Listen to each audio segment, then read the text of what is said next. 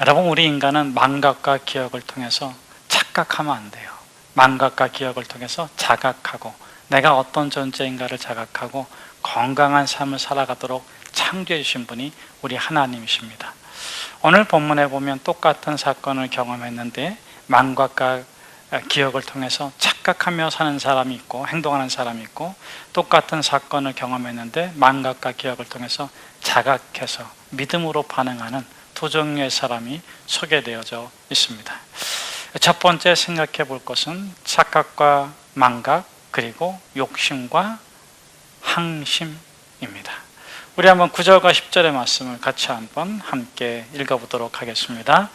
여러 날이 걸려 금식하는 절기가 이미 지났으므로 항해하기가 위태한지라 바울이 그들을 권하여 말하되, 여러분이여 내가 보니 이번 항해가 하물과 배만 아니라 우리 생명에도 타격과 많은 손해가 끼치리라 하되. 오늘 본문은 이렇게 시작하고 있어요. 여러 날이 걸려, 여러 날이 걸려 금식하는 절기가 이미 지났으므로 항해하기가 위태롭다. 이게 두 가지가 있는데, 하나는 경험한 것과 자연적 순리가 함께 있습니다. 경험한 것은 무엇입니까? 이들이 지금 어디 있냐면 미항이라는 곳에 있어요. 그레데 섬의 미항에 있는데 어떻게 했습니까? 어떻게 있냐면 이들이 무라시에서 겨우 무라시에서 알렉산드리아 호를 타고 273명, 어떤 사람은 276명이라고 말하기도 하는데, 바울의 일행 3명을 더하면 276명이다 이렇게 말하는 사람도 있어요. 어쨌든 간에 273명이 큰 배, 그 당시에 273명을 태울 수 있는 배라면 오늘날의 타이타닉 호 이 정도 될 것 같습니다. 아니, 그 당시에는 가장 큰 배 중에 한 배인 알렉산드리아 호를 타고 무라시를 떠났어요. 무라 항구를 떠났는데, 그런데 맞바람이 불고 풍세가 거세므로 겨우겨우 간신히 구브로 섬을 의지해가지고 겨우겨우 간신히 이 미항까지 도착한 거예요. 이것이 공통적인 경험입니다. 자, 그런데 그것을 망각한 사람들이 있어요. 그 망각은 좋게 잊어버린 것이 아니라 기억을 착각하는, 나쁘게 기억하고 착각하고 있는 그런 사람들이 있습니다. 그런 사람들이 누구냐면 선조와 선장이에요. 선원들이에요. 그들이 뭐를 하고 있습니까? 금식하는 절기가 이미 지났다. 유대인들의 금식하는 절기는 9월 중순에서 10월 중순까지인데, 그러니까 10월 이후는 뭐가 됩니까? 겨울이 돼요. 겨울이 되면 이 지중해 바다에는 유라굴로 강풍이 분다는 것은 상식이에요. 상식. 어린애들도 다 알아. 겨울이 됐다, 가을이 지나고 겨울이 됐다 그러면 3개월 동안 항해하면 안 돼요.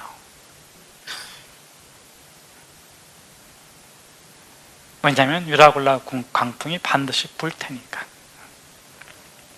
자, 그런데 선장과 선주는 왜 항해를 하려고 할까요? 그것을 보고 이제 9절과 10절에서 바울이 좋은 의견을, 대안을 얘기하는 건데, 항해하지 맙시다 하는 건데, 항해하면은 화물, 물건, 배, 알렉산드리 호, 생명, 우리들의 생명이 큰 타격, 손해를 입을 테니까 항해하지 맙시다, 그런 거예요. 자, 그런데 이들은 왜 항해하려고 합니까?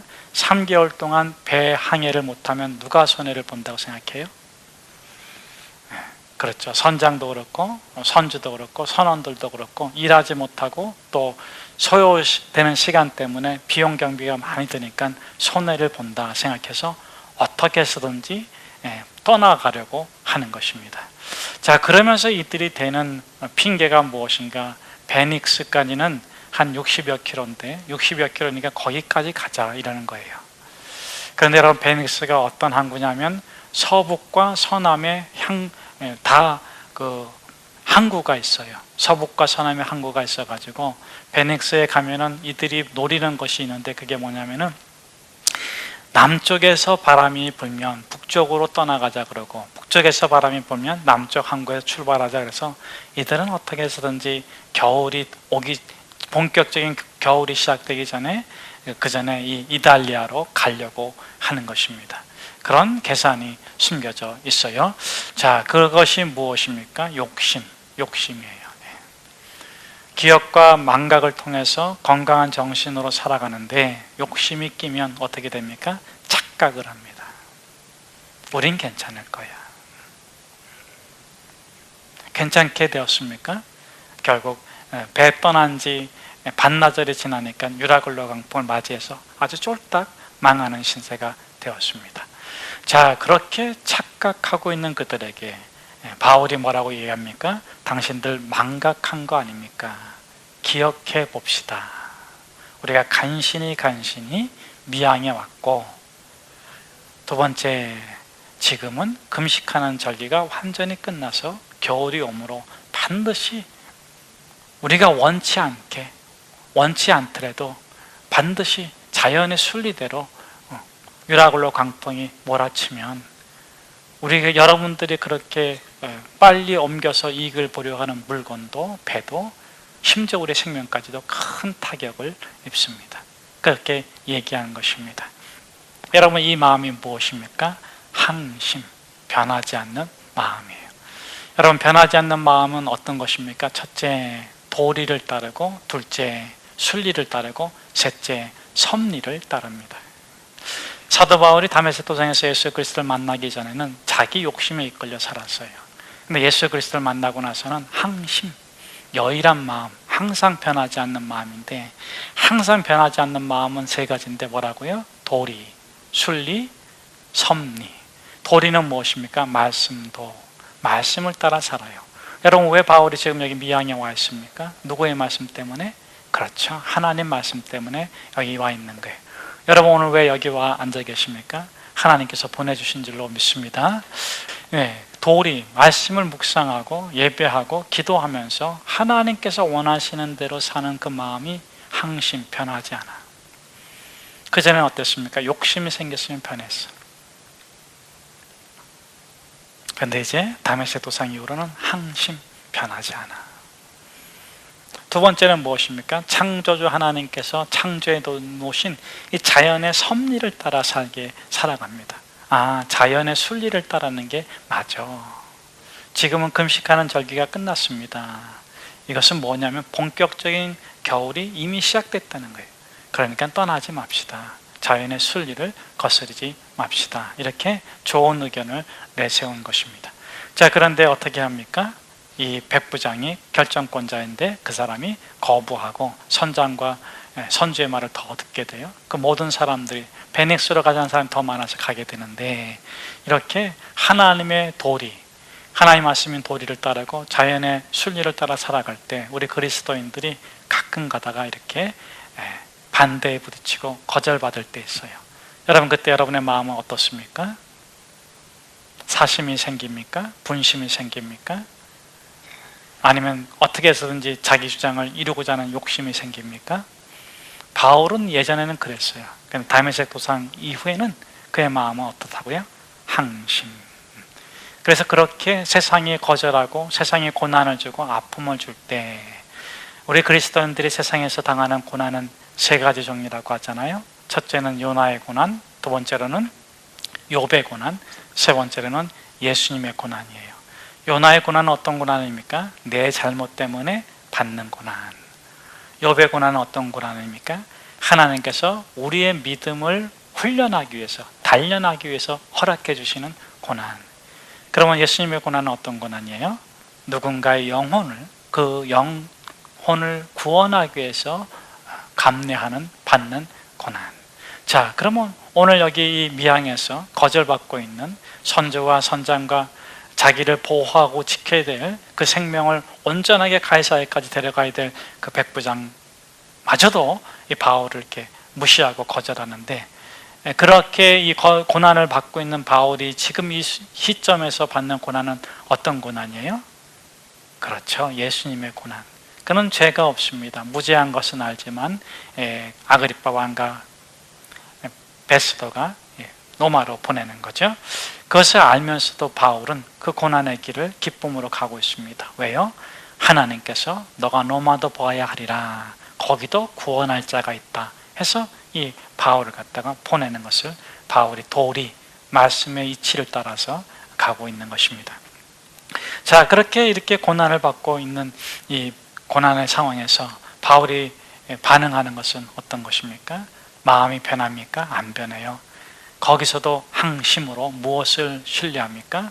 도리를 믿고 순리를 따라 살아가고자 할 때 고난이 있지만 그 고난 속에서 하나님이 무엇 하신다? 섭리하신다. 하나님이 무엇 하신다고요? 섭리하신다. 그 섭리를 믿는 사람에게 있는 마음이 항심인데, 변하지 않는 마음인데, 빌립보서 4장 6절에서는 이렇게 그 항심을 설명해 주고 있습니다. 아무것도 염려하지 말고 모든 일에 기도와 간구와 감사함으로 하나님께 아뢰라. 그래야지만 모든 지각에 뛰어난 하나님의 평강이 그리스도 예수 안에서 너희 마음과 생각을 어떻게? 항심. 그게 항심이에요. 여러분, 어찌 염려할 일이 많지 않습니까? 근심하고 걱정되고, 야, 이거 어떡하나? 유라굴라 강풍이 불 텐데 어떡하나? 이 배에 올라타면 나도 죽을 텐데 어떡하나? 어찌 근심이 안 되고 걱정이 안 되겠어요? 그런데 항심, 하나님의 섭리를 믿습니다. 여러분, 다메섹 도상에 예수를 만나기 전까지 바울은 하나님을 향한 열심 때문에 그렇게 못된 짓을 했어요. 그런데 다메섹 도상 이후에도 그 하나님을 향한 열심이 항심 변하지 않았어. 그러니까 하나님께서 그 고난을 겪게 하시고 어려움을 겪게 하셨지만 더 많은 열매를 주신 거예요. 여러분, 저는 저와 여러분이 어떤 일을 겪든지 어떤 일을 당하든지 어떤 만남이 있든지 어떤 사건이 있든지 항심, 항상 여러분의 마음이 하나님 앞에서 똑같기를 주 이름으로 축복합니다. 두 번째, 망각과 기억을 통해서 오늘 본문이 주는 두 번째 교훈은 무엇인가? 더 믿음과 참 믿음, 그리고 사심과 공심이에요. 우리 한번 11절 12절 말씀 같이 한번 함께 읽어보도록 하겠습니다. 백부장이 선장과 선주의 말을 바울의 말보다 더 믿더라. 그 항구가 겨울을 지내기에 불편하므로 거기서 떠나 아무쪼록 베닉스에 가서 겨울을 지내자 하는 자가 더 많으니, 베닉스는 그레데 항구라. 한쪽은 서남을 한쪽은 서북을 향하였더라. 아멘. 이 12절과 13절의 말씀은 백부장의 입장을 대변해 주는 말이에요. 백부장은 그러니까는 베닉스에 가자는 사람이 더 많으므로 바울의 말보다는 선장과 선주의 말을 더 믿더라, 이렇게 된 겁니다. 여러분, 왜 이 백부장이 더 믿습니까? 그가 이제 베닉스가 가자는 사람이 더 많다, 이것도 있고, 또 여기 보니까는 베닉스는 그레데의 항구라. 그래서 이 베닉스가 그레데를 대표하는 항구인 것을 나타내주고 있어요. 그런데 미항은 어떻습니까? 미항은 8절에 보면은 라세아시에서 가깝더라. 라세아를 말해야만 아는 게 미항이야. 미항은 작고 보잘것 없고 그냥 별볼일 없는 항구예요. 근데 이 베닉스는 그레데를 대표하는 항구로 모든 사람들이 그냥 이름만 대면 다 아는 항구예요. 자, 그렇게 또 불편함으로, 여기 작은 항구에서 270명 이상이 되는 사람이 함께 있기가 불편해. 베닉스는 아주 그냥 넓으니까 편해. 여러 가지 이유를 댑니다. 그런데 여러분도 그 말씀 알죠? 어떤 말인가요? 이성은 감정의 시녀다. 기분 나쁘면 모든 이성이 합리적으로 기분 나쁜 걸 다 설명해줘. 놀렐루야. 마치 한 번도 안 그래봤던 것처럼. 기분 좋으면 나의 이성이 내 기분 좋은 걸 모든 이유를 다 대서 설명해줘요. 여러분, 우리가 착각하면 안 돼요. 어떤 걸 착각하면 안 되냐면, 이성이 객관적이다, 이성이 합리적이다. 이성은 노예에 지나지 않아요. 감정이나 의지, 그 사람이 결정한 것을 모든 수단과 방법을 가리지 않고 합리화시키는 게 이성이에요. 그래서 우리가 도리를, 말씀을, 정도를 깨달아야 돼요. 주의 말씀을 우리가 받아야 돼요. 여러분, 오늘 이 백부장이 뭐 하고 있습니까? 더 믿더라. 더 믿는 것은 뭡니까? 사심이 들어간 거예요. 여러분, 더 믿지 마세요. 더 믿는 거에는 자기의 기대가 이미 들어가 있는 거예요. 자, 백부장은 지금 사심에 가득 차 있어. 착각과 망각. 망각한 게 아니야. 착각하고 있는 거예요. 무엇이 그로 하여금 착각하게 했습니까? 사심이. 우리 병사들이 미양이라는 조그만 소도시에서 불편하게 있기보다는 베닉스라는 큰 대도시에서 잘 보내길 바라고, 뭐 여러 가지 그런 걸로 인해서 사심이 들어가니까 착각을 했어요. 근데 바울은 어떤 마음으로 얘기합니까? 공심, 사사로움을 버리고 모두를 위한 마음으로 충원을 하는 거예요. 지금 가면 물건도 버려야 되고 배도 깨지고 생명에도 타격이 있습니다. 지금은 떠나지 맙시다. 저는 저와 여러분이 그렇게 정심으로, 공심으로, 정도로 살아가는 하나님의 사람 되시기를 주의 이름으로 축복합니다. 세 번째, 오늘 본문에 주는 교훈은 무엇인가? 할 수 있음과 할 수 없음, 그리고 할 수 있음과 할 수 없음, 그리고 낙심과 진심입니다. 우리 한번 13절 말씀에서 20절 말씀을 같이 한번 함께 읽도록 하겠습니다. 남풍이 순하게 불매 그들이 뜻을 이룬 줄 알고 닷을 감아 그레데 해변을 끼고 항해하더니 얼마 안 되어 섬 가운데로부터 유라굴로라는 광풍이 크게 일어나니 배가 밀려 바람을 맞춰 갈 수 없어 가는 대로 두고 쫓겨가다가 가우다라는 작은 섬 아래로 지나 간신히 거루를 잡아 끌어올리고 줄을 가지고 선체를 둘러감고 스르디스에 걸릴까 두려워하여 연장을 내리고 그냥 쫓겨가더니 우리가 강풍랑으로 심히 애쓰다가 이튿날 사공들이 짐을 다 바다에 풀어버리고 사흘째 되는 날에 배의 기구를 그들의 손으로 내버리니라.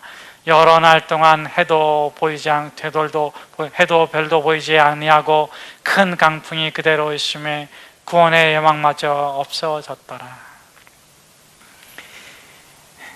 할 수 있습니다. 우리가 전문가 아닙니까? 백전노장 아닙니까? 한겨울이 오기 전에 얼른 가면 됩니다. 가다가 풍랑이 심하면 베닉스 머물면 되지 않습니까? 그렇게 욕심과 사심으로 출발한 배가 남풍을 만났습니다. 순탄합니다. 그러자 착각하는 거예요. 이것 봐. 그런데 여러분, 말씀의 도리를 거스리고 자연의 순리를 거스리는 것은 결코 순탄하지 않습니다. 금세 한나절이 가기 전에 유라굴로 강풍이 불어와요. 북풍과 북동풍이 막 부딪혀가지고 이 그레데 섬의 이다 산맥이 2100m 산맥이 있는데 거기서 내려오는 바람과 육지를 통해서 오는 바람이 부딪혀가지고 거기서 그냥 돌풍이 일어나는 거예요. 거기에 배가 그냥 확 휩쓸려. 그러니까 어떻게 됩니까? 막 그냥 애를 쓰다가 거루가 그냥 스르디스에 걸릴까 조심하다 거루 겨우 끌어올리고, 거루가 있어야 돼요. 도시 없는 배인데, 작은 배인데 그게 있어야지 육지에 갈 수도 있고 또 비상용으로 사용할 수도 있는 겁니다. 이튿날은 어떻게 됩니까? 물건을 다 버려. 그 물건을 팔아가지고 돈 벌 욕심에 빨리 출항했는데 그거 다 버려. 사흘째 되는 날은 어떻게 됩니까? 기구를 다 버려. 그냥 물결이 흘러가는 대로 이렇게 쫓겨가. 이게 뭐 때문에 그렇습니까? 욕심 때문에 그렇고 사심 때문에 그랬던 거예요. 자, 이렇게 자기들이 할 수 있다고 했는데 아무것도 할 수 없게 되자 뭐가 돼요? 낙심이 돼.